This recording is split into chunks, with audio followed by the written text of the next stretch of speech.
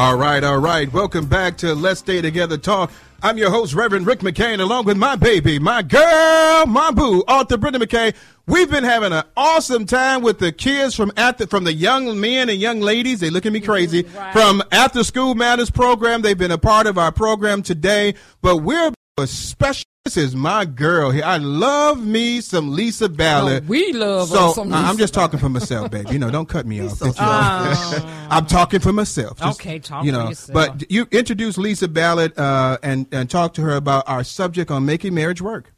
Look, this is my girl. I'm talking for myself, Lisa T. Ballard. Love this young lady, and she is a powerhouse elder from the Sunrise Full Gospel Baptist Church of Englewood, and she's going to be talking about taming the tongue, removing negative words from destroying your marriage. We would love to have you give us some knowledge, share something on to us tonight, Miss Lisa, and welcome on the McCain train. Good morning, good evening, and thank you for having me. God bless you. God bless you. To Reverend and Sister McCain, God bless you guys. I love you dearly. You all are faithful. How long have you guys been married? 22 years this year. To God, and you still like each other? I like them. I do, but we need to pay attention to taming the tongue tonight. Because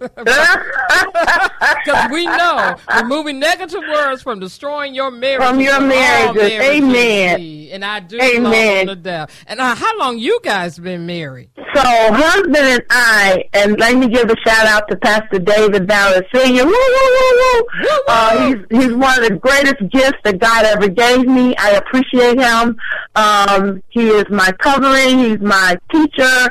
He's my instructor, and on and on and on and on. He's fathered my children, and I really, really thank God for him. So we've been together. We've been together since 1977, but we got married. Yeah, we've been together. We was high school sweethearts. You know what I'm talking about. Yeah. What was high school? Was it Englewood or something? So, no. I went to Parker, which turned into Robeson. In fact, I'm the first graduating class of Robeson, and husband went to Simeon Wolverines, those eternal people. So we just met up at the McDonald's on 76th Street. Y'all ain't ready for me. But in fact, people thought I went to Simeon because I was, but I was up there because I had to protect my investment. But to God be the glory. That was the first man. We got married soon thereafter, and that was the first man that I ever dated, or boyfriend that I ever dated, that invited me to pray. He was like, "We're gonna pray about this," and I was like, "Oh, you got me forever," So he really pulled out the spirituality that was embedded in me, and I thank God for him. I thank God for the new season that we're in right now. The new season is that all the children are gone. Most of them are gone. I got a half one left. Okay, but you know what? And I love your family and love what you're doing. Thank God for those Ballards. Yes. And we're going from one end of the country to the other. When my son is in Rockford pastoring with his lovely wife, that dynamite Lady Donisha Ballard. Okay. My son-in-law and my daughter are over at Centennial Baptist Church doing a great work with the youth there. And then Donisha Ballard is carrying on in her funeral business, and Renee is establishing her own, and I see great things that God is doing, and I just pray Psalm 43:3 on my children, that God will establish their goings. That's all I want God to do, just establish their goings, because if he does it, they'll end up in the right place. You spoke life into all of your children. That's what we're talking about tonight, even though we're going to direct ours more towards marriage. But the Lisa Ballard I know, and hearing this powerhouse preacher, she speaks life into everything she talks about. So I'm sure Lord, all of your children are going to be great and abundantly living their dreams, because they mama and daddy are some bad mama daddies over there. But God be the glory. Yes, God be the glory. Let's kick this off with, why is the tongue such a damaging sword in the marriage? So I feel like, Sister Brenda, you guys can hear me good. Is that okay? Am I good? Yes, we can hear you good. Because Sister Stephanie, my husband's adjutant, she had to come with me, so I wanted to put it on speaker so she could hear me. Shout out to Stephanie. Woo! Woo, So Stephanie! anyway, so If you would let me say this, it went all the way back to our girlfriend by the name of Eve. Isn't that interesting that when the enemy wanted to destroy the family, he didn't go to the head, he didn't go to the husband, he went to Eve, and he didn't rub on her, he didn't wink his eye at her, he used tongues, he used conversation to entrap that woman. Mm-hmm. And she started, watch this, Eve started dealing with snake talk. Oh. I like that snake talk. She had a conversation with the snake. Mm-hmm.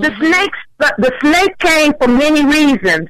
He came to tell her to get her eyes off of what God had promised. He came to bring a spirit of doubt. God didn't really say that. Now, did he really say that?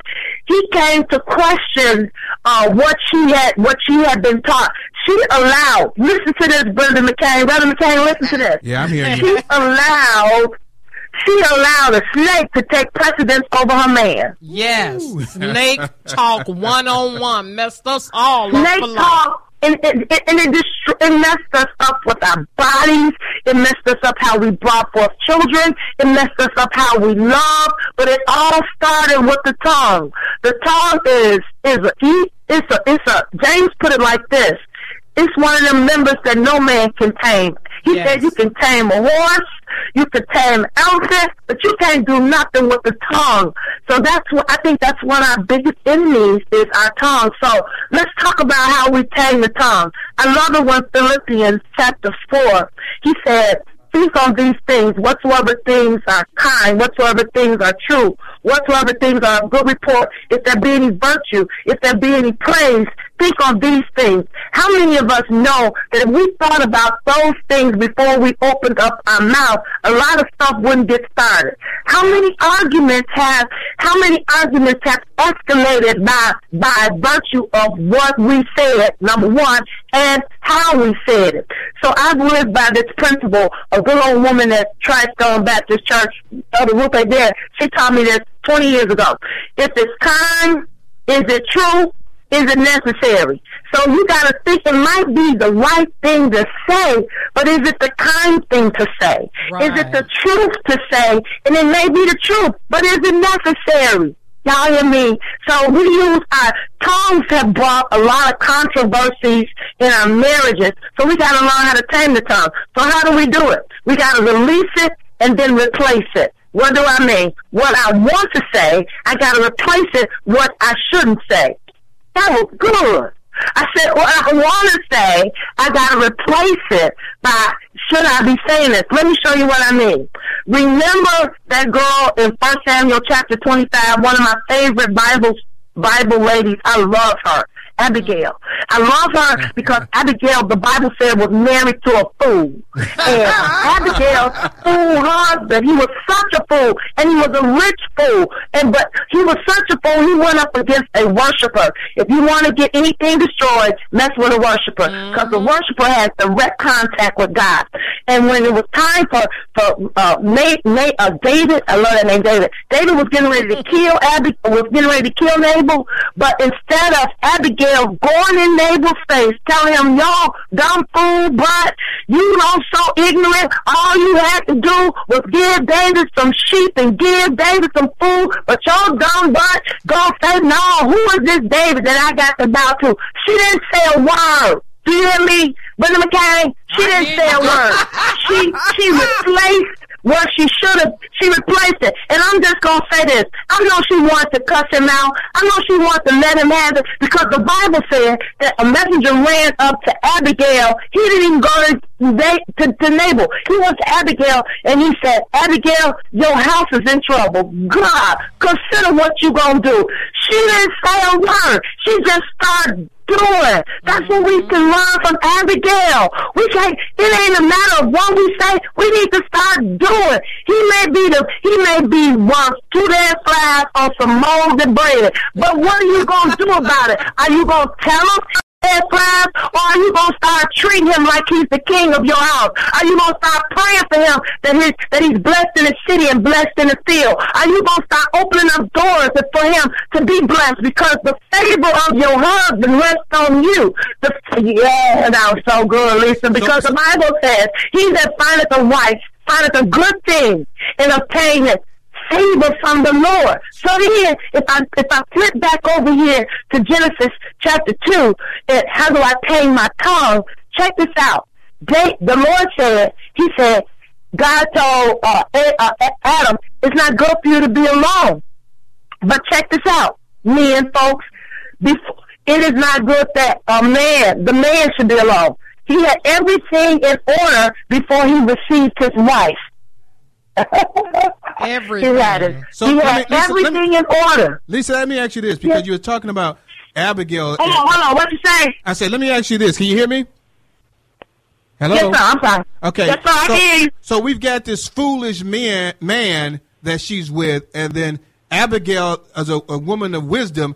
How do you deal with that foolish man that, here's Abigail doing everything she's supposed to do, but you got this foolish man. How do you deal with that foolish man that's having an issue, that's not listening to the wisdom that's coming from his mate? Woo! That was good. How do I deal with a foolish man that's not listening? First of all, it's a man thing. How can a woman tell me anything? And so first of all, we got to deal with the issue of pride. Do you remember that guy in the Bible that the Lord was trying to keep him from destroying Israel, and he wouldn't listen? And the Bible said that the donkey started talking to him. Right. That's in the donkey. Sometimes we feel like she's just a woman. What can she tell me?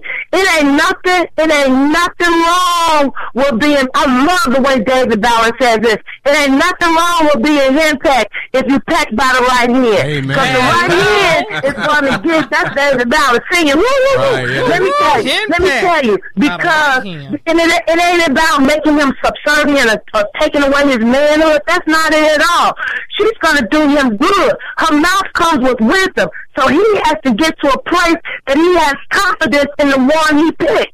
He's the one that chose that. You got to get to the place to say, this is going to help me. She's the one that's going to help me be a better person. But of yourself, of your flesh, you cannot do that, because ain't nothing good that's dwelling in the flesh. But you got to say, dear Lord, I believe you sent this woman to me. Now you help me, oh God, to hear the words that are coming out of her mouth. Let there be words of kindness, and let there be words of truth, and let there be words of wisdom. Sit me down, God, so that I may be raised up into my place. Because a lot of men's favor is on hold or in bondage because they won't listen. And maybe it's because, Reverend McCain, it's the way the women are talking to them. Do you think that a man wants to hear from a woman that's ain't doing this, and you need to be doing that? Preacher. He doesn't want to be married to his mother. Right. It's the way you talk to people.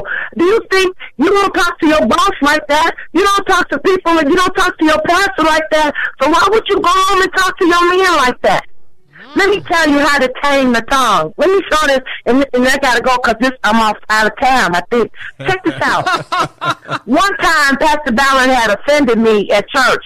That's real talk. Y'all gonna let me be real? You do real talk. I was so mad at him, and I had told him I was joining Father Flakers, but that day, I was really going to Father Flakers. And I was so mad at him, and all the while I was in my car, I said, the minute I get home, I'm going to let him have it. I'm not going to, because we never expose each other's faults in front of people. Right. So the minute I get home, I'm going to let him have it. So, Brenda, when I got home, I messed around and wrote him a letter. And I put the letter on his desk because I was hurt, I was mad, and I just didn't feel like I was treated right. And I was going to let him have it. And I wrote the letter and left it on his desk. And then I went in the basement and started praying. And I was praying for me because I was hurt. I went to have a pity party. I can't believe he treated me this way. And that's what I went to have. But I messed around and started worshiping before I got to my pity party. And when I got off my knees, I didn't tell God nothing about what had happened in church. But by the time my husband got home and he read the letter, he came downstairs and he threw his arms around me and he said, honey, that was a mess, wasn't it? I said, yeah, it was a mess. We didn't argue. We didn't fight. I got what I wanted. I got the communication out. You understand? Mm-hmm. I told him that I was hurt, but after I told him about it, I talked to God, and God orchestrated it. So I'm not saying that we're not supposed to tell him that we can't go to our wives and say, you offended me, or you did this. I'm not saying that. You gotta get it out. You gotta communicate it out. It's the way we do it. So I need us. Herein is the lesson for tonight. Reverend McCain did something that offended you, Sister McCain. Oh. And you need to get in his face and tell him what he did. I need you to go stand in the mirror. What's wrong with that? Do you hear me? Go stand in the mirror and talk to yourself in the mirror as if you're talking to Reverend McCain. Like that. Watch this. How many do you know that you're not going to say everything you would say if you was talking to yourself? I need you to approach this issue as if you're talking to yourself. Approach it. You don't want him to come to you that way, so don't you go to him that way. You right. Go somewhere and sit down. Talk to the Lord, read the scripture, and cool down until you're able to talk rationally. You know, that's Lisa, how you bring. You said something that's so excellent that everything you're saying is excellent, but I heard something that I think that people might have missed. You said that you were angry with your husband, but you don't do it out in public. Mm-hmm. You go home and you discuss it. That's something I think a lot of couples need to understand, that when it comes to taming of the tongue, you don't give an outlash out in public. If you have an issue, you should bring them to him because you don't want it to fester and become a bigger problem. But you don't allow that situation to get so bad that you embarrass each other out in public and destroy that covenant of the marriage. Because what happens, Reverend, and we have to learn this the hard way, what happens is, if Reverend Ballard exposes my faults, that's opening up other people to attack me. Right. Yes. And he's my covering. Amen. So, and I expose my husband's faults, that's saying that I'm saying to the foolish woman, or the woman that knows he's fine, because he is fine. The woman that knows he's anointed, I'm saying to her, come on, he's up for grabs, because I'm treating him like anything. No, we don't do that. Mm-hmm. Now, we might get home, and he's like, Lisa, you didn't do that right. And sometimes I get angry, like, what? I can't believe you said it. But then I have to bring it back and say, he's trying to help you. He's trying to make you do better. One of my greatest critiques is when I rush home with my messages after I've preached at New Faith anyway, and we sit down and we listen to the message together. And when everybody else is saying, you did good, Reverend Ballard done pointed out all the 15 things that I missed in that message. I appreciate that. For him doing that, but he ain't gonna get up, call Pastor Felder and say, "Don't get Lisa no more," because she didn't do. He's not gonna do that. Right. That's not the way. And can I even go a step greater? Go ahead now. We don't expose our faults to our children. There you go. You don't. When stuff going on in our house, our marriage is between David and Lisa Ballard. It has nothing to do with David II. It has nothing to do with Denisha, Delisa, or Renee. Those children will always have me as their mother and always have David Ballard as their father. That's their father, I'm their mother. They don't. I'm not their wife, and that's not their husband. They have nothing to do with our marriage. Amen. So we don't when we got a situation, we go in the prayer room or go upstairs in our bedroom or go for a ride. We got to do something to get this out. But that's between me and him. Amen. Lisa, you always giving. She brings it. She brings it. That's what y'all I love about silly you. Because, I love you guys so much. We've been knowing her for a long time. I don't think Lisa can give a bad word. Right. Look, we ain't going to your word. Wait, Yes, Lisa, we can ask you about. We can ask you about washing your soap with your hands with soap, and Lisa would have an anointed word on how you should do that, because you were just awesome. God be the glory. What God is good. I love is that you constantly lift up your husband. You're constantly doing things that are letting people know that you tame the tongue by not allowing the tongue to be more powerful than your faith. And that was good. You tame the tongue by not allowing the tongue to be more powerful than my faith. Mm-hmm. And I believe that God ordained marriage, and I believe that He meant for us to be together forever. Yeah, amen. So, amen. Lisa, I love y'all. hey, we miss you. Next studio if you can, because we have to feel that anointing power with her. let me tell you, I don't. Oh, well, praise God. Yeah. Well, we are at I'm going to give a shout out. We're at 6159 South Aberdeen. Minister Delisa's upstairs teaching Bible study. We're preparing for our church's 70th year anniversary. That's a big deal to us because God has brought us. Oh my God, it's a big deal because I just think I got married at Sunrise. My children were saved at Sunrise. My husband was saved at Sunrise, and Sunrise is where I get my teaching. I'm closer to some of my family at Sunrise than I am to my blood family. So I appreciate it. If you all are not doing nothing all day Sunday, we're celebrating. We only have 3 afternoon services a year, and this is one of them. And at 4 o'clock, we got a powerhouse from Dixmoor. Reverend Stephen Lewis is coming over to celebrate with us. My son is coming from Rockford in the World Worship Center. And I thank God for Sunrise, and I appreciate the McCains. I thank God that you all make marriage look wonderful. Amen. Hey, so Lisa, before we go, you can always send any information over to Brenda about us putting information out there for the church. But can you tell me, who is this dynamic pastor of that church? He is.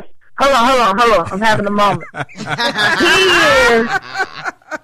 I just love the man. I don't care what to say. He is Pastor David Ballard Sr. He has been the pastor for 29 years in this house, and I'm grateful.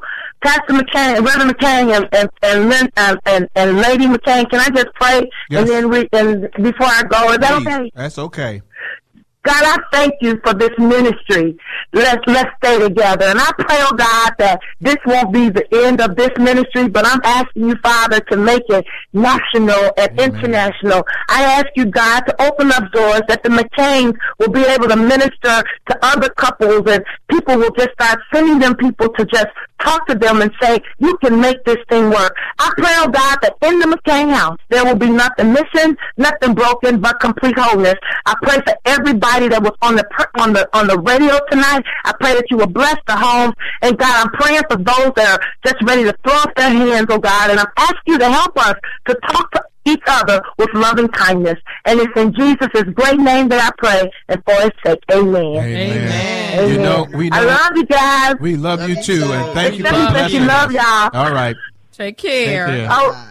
Take care. Thank you. All right, bye-bye. Bye-bye. That woman is just awesome. Firehouse. Ooh, Lord, I'm every time you. I hear Lisa, I don't care what I'm going through. Right. Whatever I'm going through, let me tell you something. I can have a disease, and after she speaks, it's cured. Right. And I mean, truly, that's how you feel, because though, with she her. is such a blessing and helping with marriages. And we do have to learn how to tame that tongue to make sure it doesn't cause any problems in our marriage. So, hey, after hearing that, baby, I'm going to work on my tongue a little bit more, too. And I'm going to work on mine, too. I was so happy she said that. Because she got, usually what she say, Tracy, was, yeah, you need to work on yours. But you got she got worked on that prayer word. Lisa really was praying. Whenever I hear Lisa Ballard speak at anything, the event I went to, or if she's at Salem, if she's at New Faith, it's something about her ministry that ministers to me all the time. And this, not saying that there's other preachers that can't do that, but she's the one in our First Lady. Because I do say when she pray, oh my God, Dr. Felder, when she pray as well like Lisa, they do something to me. They make me want to walk upright. That was a great book. Walk upright. You got Dr. Reverend Alexis Felder, and you got Elder Reverend Lisa Ballard. I mean, those are two women. Let me tell you something. That's TNT right there. And I would love to be sandwiched right in between them to get that anointing word. We're going to sandwich you one day. Hey, what are we going to go to after this, baby? Ooh, after this, probably that commercial break. But after this, baby, you going to do that salvation call? Yeah, we're going to do the salvation call, and then right after that, we're going to go to our regular segments. Leave it in the car. We're going to leave it in the car, and we thank you very much for listening to Let's Stay Together Talk. We'll be right back after these commercial breaks.